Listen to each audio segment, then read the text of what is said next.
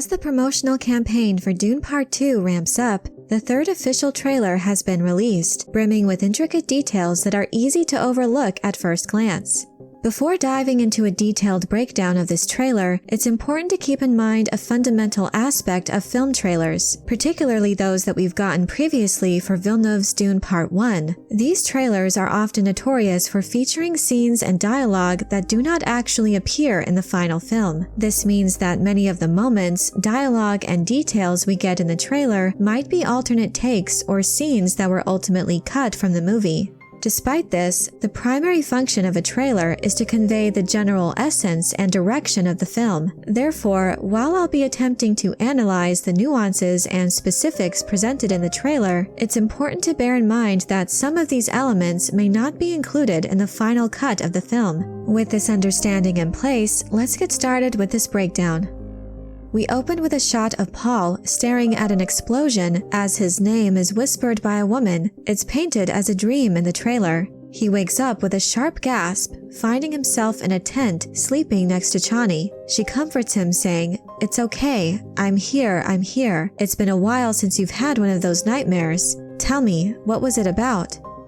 Paul, still grappling with the remnants of his dream, responds, "It's only fragments. Nothing's clear." This scene highlights Paul's troubled psyche, haunted by visions that are cryptic and disturbing, underscoring the internal and external conflicts he faces as the story unfolds.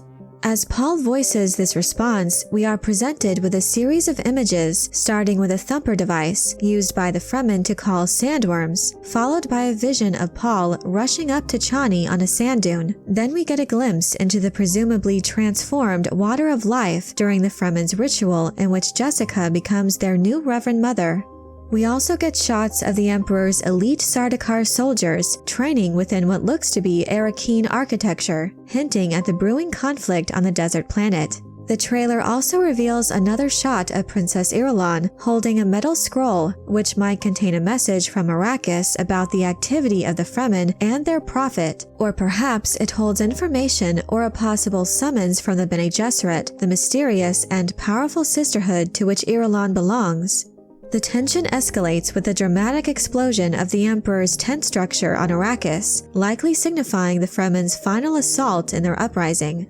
Shortly after this, we see two massive forces charging towards each other, and in between, we catch a glimpse of Feyd-Rautha looking contemplative. His expression suggests the weight of the decisions he faces. Here, he is perhaps considering his planned betrayal of Baron Harkonnen, and how it might affect the complex web of plans and interstellar machinations in which he is entangled. In the next segment of the trailer, Paul addresses Chani saying, "You've been fighting the Harkonnens for decades. My family's been fighting them for centuries." As he speaks, we are shown another action-packed scene of Fremen warriors emerging stealthily from the sands. They charge towards their foes surrounding a spice harvester in what appears to be a well-coordinated attack. What's unclear from this scene is the identity of their opponents. There are two plausible theories. The forces could be Harkonnen, or perhaps more likely, they might be attacking Gurney Halleck's band of smugglers, which is directly from the book. Adding to the intensity of the sequence, we see Chani take aim and blow up an ornithopter with a rocket. Chani is then heard saying, "Your blood comes from dukes and great houses. Here, we're equal. What we do for the benefit of all." This statement highlights the contrast between their communal society and the hierarchical structure of the great houses from which Paul originates. As Chani's words are heard, the trailer presents another series of images, starting with Duke Leto's portrait engulfed in flames to Lady Jessica, adorned in her Reverend Mother attire. The costuming in this scene is particularly noteworthy for its incredible details that bring the cultural and spiritual depth of the Fremen to life.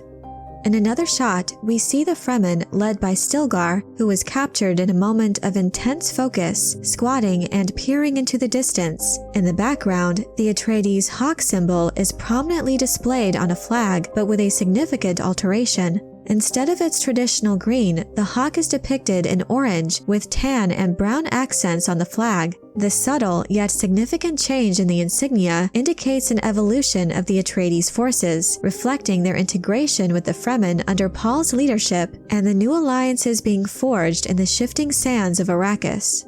In the following sequence of the trailer, we are presented with masses of Fremen gathered in a vast underground chamber. Following this, the trailer shifts to more intimate and romantic moments between Paul and Chani, as he says, "I'd very much like to be equal to you," to which Chani responds, "Maybe I'll show you the way." This exchange, while intriguing, seems like it's been creatively edited or presented out of sequence, so I'm not going to go further in examining the nuance of this interchange. That being said, director Denis Villeneuve has promised a war epic that prominently features the love story between Paul and Chani, and these scenes in the trailer appear to tease just that. One common through line in all of these trailers is that Chani's portrayal in Part 2 suggests a more strong-willed character compared to her depiction in the book, indicating that she's going to take on a more assertive role in the film, but more on that a little later.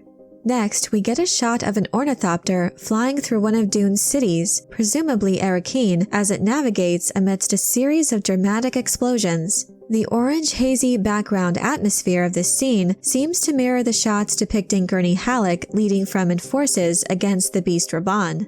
Following this, the trailer shows Paul walking in a dimly lit environment, his figure intermittently illuminated by the glow of off-screen explosions. I can't help but wonder whether this scene of Paul and the ornithopter flight are part of the same battle.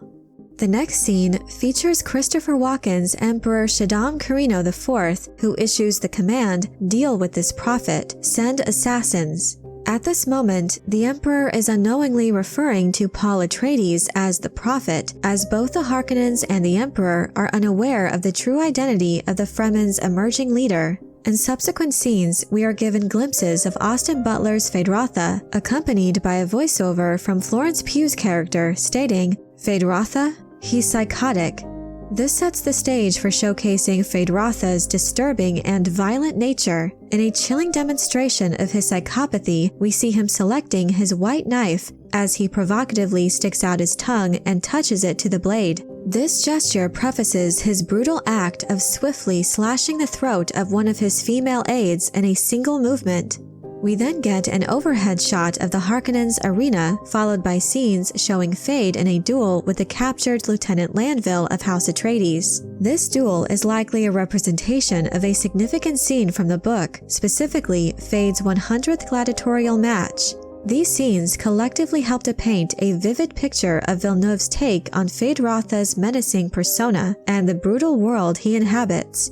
The trailer then shifts to a couple of shots of Paul standing on a beach looking at an expansive ocean, which is likely another of his visions. During this scene, Paul's voice can be heard saying, "I see possible futures all at once, and in so many futures our enemies prevail, but I do see a way, there is a narrow way through." This narration overlays another montage of pivotal moments, including the face-off between Gurney Halleck and the Beast Rabban. As Paul speaks of finding a narrow path through the multitude of potential futures, the trailer presents what is undoubtedly the most visually arresting scene that we've gotten to date, as the Emperor's Sardaukar soldiers are shown looking up in awe and fear into a towering sandstorm. Out of this maelstrom, 3 massive sandworms emerge, each mounted with Fremen warriors. The Emperor's forces are shown in a state of panic and disarray, fleeing as the sandworms violently barrel towards them.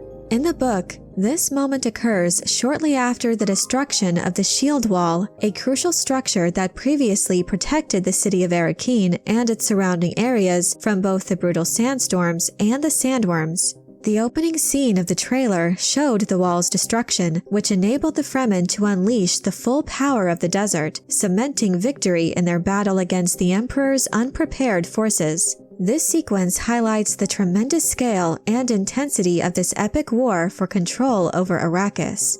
Then we transition to a scene that appears to be a Harkonnen ceremony, immediately recognizable by a distinct hairlessness of everyone in the crowd, a trademark of Denis Villeneuve's adaptation of the Harkonnens. Within this scene, we catch a brief glimpse of Feyd-Rautha, adorned in formal attire that mirrors the ceremonial garb worn by his brother, the Beast Rabban, as seen in the second trailer. This parallel in their clothing suggests a significant ceremonial context, possibly indicating that this scene represents the moment when Feyd-Rautha is officially designated as the Baron's chosen heir. Following this, the trailer presents another visually striking shot of what appears to be the Emperor's ship descending into the atmosphere of Arrakis from space. The design of the ship closely resembles the Imperial vessel that previously arrived on Caladan, which carried the Emperor's Herald of the Change, along with other high-ranking officials, including members of the Spacing Guild and the Bene Gesserit. The appearance of the Emperor's ship on the desert planet hints at a pivotal moment in the storyline, as the Emperor steps foot onto Arrakis to take matters into his own hands. This signals a major escalation in the unfolding events and the involvement of the highest levels of the Imperium in the conflict over Arrakis. Next, Paul is heard saying to Chani, "My allegiance is to you. Do you believe me?" This line stands out as particularly intriguing, especially when compared to a similar line from a previous trailer where Paul asked Chani, "Do you believe in me?" This subtle shift in wording carries significant implications, especially in the context of this film's portrayal of Chani. In this adaptation, Chani is being developed as a character who harbors doubts about the Fremen's prophecies regarding Paul. This new line suggests a shift in Paul's approach towards Chani. It no longer can be read as him seeking affirmation of his divine status or his role as a messianic figure. Instead, Paul's words convey a more personal and intimate reassurance. He seems to be affirming his commitment to fighting for Chani's interests and protecting her, rather than overtly trying to manipulate her belief in his prophesied role. The trailer then shifts to a series of shots showing a large gathering of Fremen in the open air in broad daylight. We see Paul making his way through the crowd and approaching a group of Sayadinas and Fremen Reverend Mothers, who are the spiritual leaders of the Fremen people. This underlines Paul's growing influence and his deepening connection with the Fremen. Overlaying these visuals, we hear the voice of the Bene Gesserit Reverend Mother Gaius Helen Mohiam, who seems to be addressing Princess Irulan, a lower-ranking member of the Bene Gesserit. She says, "This is a form of power that our world has not yet seen, the ultimate power." Mohiam's words hint at the emergence of the Kwisatz Haderach, the Bene Gesserit's superbeing. Her tone suggests that from the evidence gathered on Arrakis, Paul Atreides may have attained this exalted status. We also get a distorted scene of Paul with a massive sandworm breaching dramatically in the background. This image is a subject of speculation among fans, with some suggesting that the figure could be Alia Atreides. However, after a closer examination, I'm confident that it is in fact Paul. The trailer next presents ornithopters in action, launching missiles at a rocky desert formation. This particular sequence suggests a calculated assault, and it's reasonable to assume that this may be an attack on a Fremen sietch, which serves as the home and sanctuary for their people. Later in the trailer, possibly linked to this earlier attack, we witness a dramatic scene where a large piece of rock is seen tumbling into the depths of a catch basin within a sietch which is used for storing water. Next, we see Paul again speaking earnestly to Chani, saying, "I want you to know, I will love you as long as I breathe." This declaration from Paul is undoubtedly meant to reassure Chani of his unwavering commitment to her, despite the rapidly changing and tumultuous circumstances surrounding their involvement in the war, the escalating conflicts, and the profound transformations occurring within himself and the greater Fremen community. Following this exchange, the trailer cuts to a shot of Gurney Halleck clad in a stillsuit, suggesting that this scene takes place during his time with the smugglers.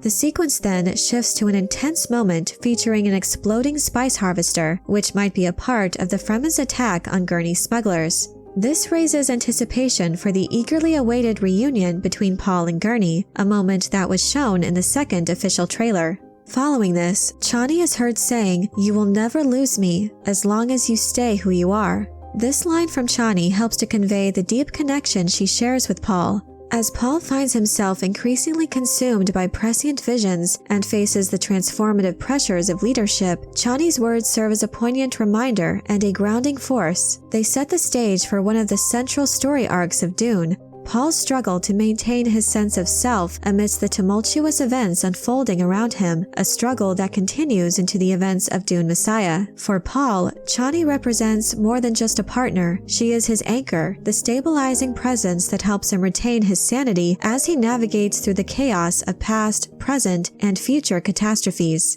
Chani's reassurance is not only fitting for her character, but also crucial for Paul's character development.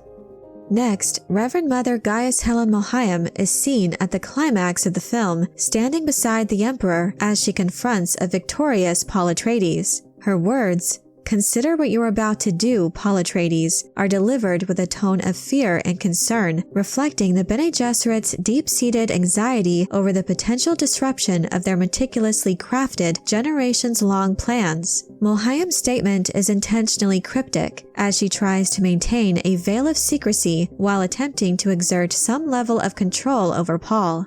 In response, Paul reacts emphatically, employing the full power of the Bene Gesserit voice as he commands silence. His forceful response not only shocks Mohayim, but also visibly sends her reeling backwards.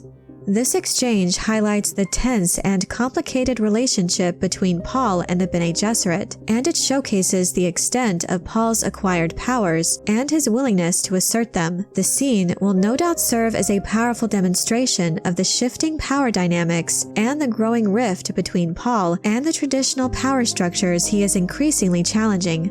The trailer then cuts to another shot of Chani, capturing her in a moment of reflection as she takes in the unfolding events around her. Her expression conveys a mix of concern and contemplation, no doubt pondering the ramifications of the ongoing conflict for her people and for herself, particularly in her role as Paul's lover. Following this, the trailer shows debris cascading from the sky in the aftermath of a massive explosion. This scene is likely depicting the destruction of the shield wall and the resultant shower of large chunks raining down upon the Emperor's forces. Paul is next seen rallying a vast assembly of Fremen, followed by a shot of Chani standing up amidst a sea of Fremen who appear to be bowing in worship. She declares, "This prophecy is how they enslave us," and is then shown walking away with an expression of intense resolve. This particular scene stands out as a clear deviation from Chani's character as depicted in the book.